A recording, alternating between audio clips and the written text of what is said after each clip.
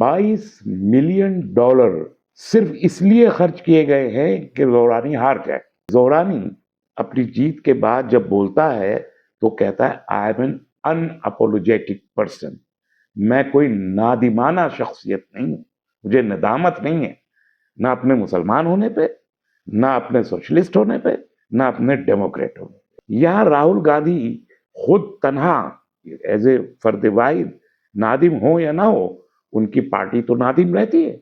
तेजस्वी यादव खुद से भी नादिम है, उनको लगता है किसी सूरत अभी तो मुझे बस मुख्यमंत्री का पद चाहिए, बाय हुक और बाय क्रुक मैं कुछ भी करूं। तो आपको मुसलमान होने पे किसी को नादिम होने की जरूरत नहीं है, लेकिन भारतीयता भी फख्र करने की जरूरत है ना।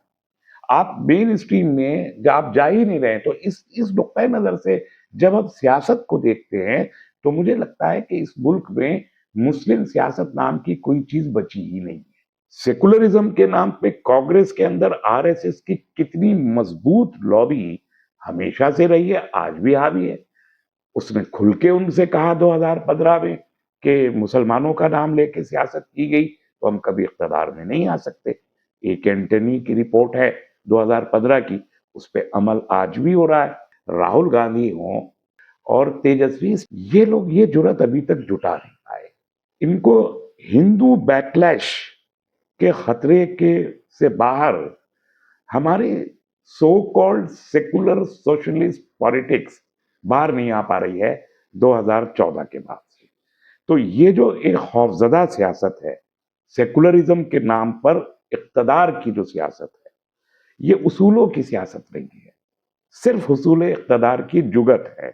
अपने परिवार को इक्तदार में रखना, अपनी बरादरी को इक्तदार में रखना, अपने खित्ते अपनी रियासत को इक्तदार में रखना, ये और हम रहे हैं तो फिर अपनी पिछली अपनी औलादों को इक्तदार मुंतकिल करना।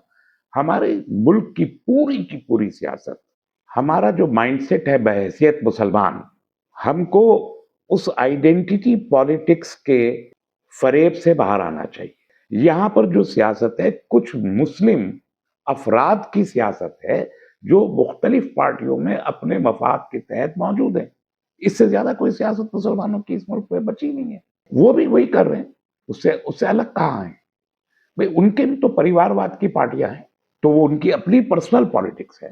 तो आप अभी तक ये तय नहीं कर पाए कि करना क्या चाहिए, इसलिए नहीं कर पाए कि आप अपनी दाढ़ी टोपी की शनाख्त के साथ तो आप इसरार करना चाहते हैं, लेकिन दीन के असल पैगाम पर शनाख्त आपके कायम हो, उस जानिब आपकी कोई तवज्जो नहीं है। तो दीन तो ये कहता है कि आप जहां भी रह रहे हों, वहां के हिंदुओं, मुसलमानों, सिखों, ईसाइयों, दलितों, पिछड़ों, मजदूरों, किसानों, सबके जो हुकूक हैं, उन हुकूक को फॉलो करते हुए और उनके लिए जद्दोजहद करते हुए अपनी जद्दोजहद करें। करना तो ये चाहिए जो हम नहीं कर रहे। जोरानी ने जहां ट्रम्प जैसे बहुत बड़े यानी सदर ममलिकत होने की वजह से अमेरिका का बहुत बड़ा आदमी है, ये बात ठीक है, दौलत में बहुत बड़ा बिजनेसमैन है, उनके दामाद साहब यहूदी लॉबी के जो बिजनेस को कंट्रोल करती है और बाकी तमाम इवन पॉलिटिक्स को सारी दुनिया में गवर्न करने वाली लॉबी है, वो यहूदी उसी जायोनिस्ट नॉट यहूदी जायोनिस्ट लॉबी का एक बड़ा आदमी है, कुशनर उनका दामाद, तो वो लॉबी भी इनके खिलाफ खड़ी है। जो वहां पर एक्स मेयर है वो बहुत बड़ा आदमी है, दौलत बहुत है उसके पास, वो उसके खिलाफ।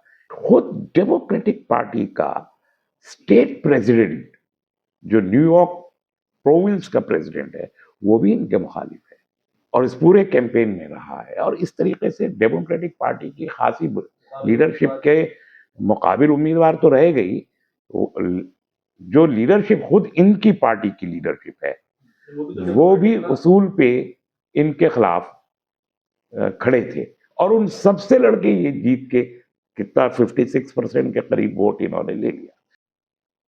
मेरा ख्याल है कि ये इलेक्शन जिस अंदाज से लड़ा गया है न्यूयॉर्क शहर का, ये अमेरिका की पूरी नेशनल पॉलिटिक्स पे कहीं ना कहीं असरअंदाज होने वाला है। मसला डेमोक्रेट एंड रिपब्लिकन्स का ज्यादा नहीं बचा है, डेमोक्रेट एंड रिपब्लिक दो पार्टीज रही हैं, वो रहेंगी। मसला यह है कि अवामी सतह पर जो डिलीवरी होनी चाहिए यूएस स्टेट गवर्नमेंट की, उसको लेके वहां के 33 करोड़ अवाम खुश नहीं है। बचत नहीं है उनके पास, सेविंग्स नहीं है, सारी जो भी आमदनी है उनकी वो अपने बिल्स पेमेंट करने में चली जाती है। टैक्सेशन बहुत ज्यादा है। फिर खुद से अपनी 33 करोड़ की पॉपुलेशन, सवाल ये उठना चाहिए, और मैंने तो कई बार उठाया है ये सवाल। जब यूएस के लोग बहुत बड़ी डींगे मारते हैं तो हम कहते हैं कि आप दुनिया की लार्जेस्ट इकोनॉमी है, $34 ट्रिलियन की इकोनॉमी है, और कोई दूसरी इकोनॉमी उसके आसपास फटकती भी नहीं है। यानी डबल से ज्यादा है सेकेंड इकोनॉमी की। जो अब हमारी इकोनॉमी है 4 ट्रिलियन आने में हमें पसीने आ गए। इतना बड़ा मुल्क है हम, दुनिया की सबसे बड़ी पॉपुलेशन है, सबसे ज्यादा रिसोर्सेज हैं, ह्यूमन रिसोर्स भी है, मिनरल रिसोर्स भी है, वाटर रिसोर्स भी है, एनवायरमेंटल रिसोर्स भी है। सब होने के बावजूद हमारी 4 ट्रिलियन की है, उनके पास कुछ भी नहीं है, फिर भी 34 ट्रिलियन की है। तो जिस मुल्क में 34 ट्रिलियन की इकोनॉमी हो और जिसकी कुल पॉपुलेशन सिर्फ 33 करोड़ हो, हमारी 145 करोड़ है, उस मुल्क में अगर 40% स्टूडेंट्स, तालिब इल्म फूड इनसिक्योरिटी का शिकार हैं, तो हुकूमत पे सवाल तो उठना चाहिए। अगर 12% लोग उस मुल्क में लो पॉवर्टी लाइन है, तो सवाल तो उठना चाहिए।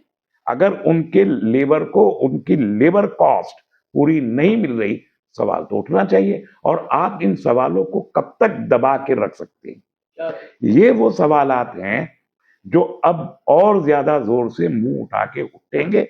और मुझे लगता है अभी लंदन में भी गवर्नर मेयर सादिक खान है, वर्जीनिया में भी गजाला साहिबा कोई हैं, वो जीती हैं, लेफ्टिनेंट गवर्नर की बहुत बड़ी पोस्ट वहां की है वर्जीनिया की, वो भी जीते हैं। लेकिन इस शख्स ने अपने आप को पूरे तौर पर जाहिर करते हुए जो अवामी सतह पे इलेक्शन जीता है, उससे ये कहीं सदारती उम्मीदवार अगले इलेक्शन के ना बन जाए, ये एक बड़ा खतरा होगा। सब मुमकिन है, उससे डरना भी चाहिए, नेचुरल है। दूसरे सियासतदारों को इस मॉडल से डरना चाहिए, क्योंकि इसने डोर टू डोर भी कैंपेन किया है, सोशल मीडिया कैंपेन भी किया है, और जो बातें उसने कैंपेन के दौरान कही हैं वो खुदा लगती और अवाम लगती बातें हैं, दिल को छूती हैं, और सारी अमेरिका का अवाम उसको देख रहा है। उसमें वो अपना एक निजात दहिंदा तलाश करना शुरू कर देगा। जो ट्रम्प के अक्सर जो अभी अगर इलेक्शन हो जाए तो ट्रम्प नहीं जीत सकते अमेरिका का इलेक्शन। ऐसे में उनके पास अल्टरनेट क्या है? इस किस्म के लोग अगर ये अगले 3-4 साल न्यूयॉर्क शहर को प्रोड्यूस करता है, जो कुछ इन्होंने दिया है वो डिलीवर करने में कामयाब हो जाता है, he will be the candidate from the democratic party for the next presidential election. रोक नहीं सकता कोई। और वहां की जो फेडरल बिजनेस लॉबी है, जिसको खतरा महसूस हो रहा है अमेरिका में आगे चल के, जो उनके इकोनॉमिक इंटरेस्ट है जालिमाना, और टैक्सेशन का जो निजाम है उसको लेकर जो लॉबी है, बिजनेस लॉबी, वो खतरा महसूस कर रही है जोरानी से। एक्चुअल कंसर्न उनका है, जीतने और हारने में जोरानी के जो एक्चुअल कंसर्न है वो उनका है, बाकी अमेरिका का है। पूरे अमेरिका मुल्क का कंसर्न है, क्योंकि अब आगे और इलेक्शन भी हैं। ट्रम्प के लिए एक चैलेंज है। यहां ये समझना चाहिए, जो बात आप दरअसल तमाम नाजरीन को भी आपके समझनी चाहिए, ये शख्स की जीत की अहमियत, सबसे बड़ी अहमियत ये है कि इसने खौफ का इजहार नहीं किया किसी से, एक बात। दूसरी बात, उसूलों पे कोई कंप्रोमाइज नहीं किया है। सियासी इक्तदार हासिल करने के लिए अपने आप को किसी के हाथ भी बेचा नहीं है। एक आइडियोलॉजी पे खड़ा हुआ है और उसका ऐलान किया है, और अपनी शनाख्त का भी ऐलान किया। खुसूसी बात यह, उसने अपनी शनाख्त को नहीं छुपाया। उसने कैंपेन के दौरान भी कहा कि मैं मुस्लिम डेमोक्रेटिक सोशलिस्ट हूं।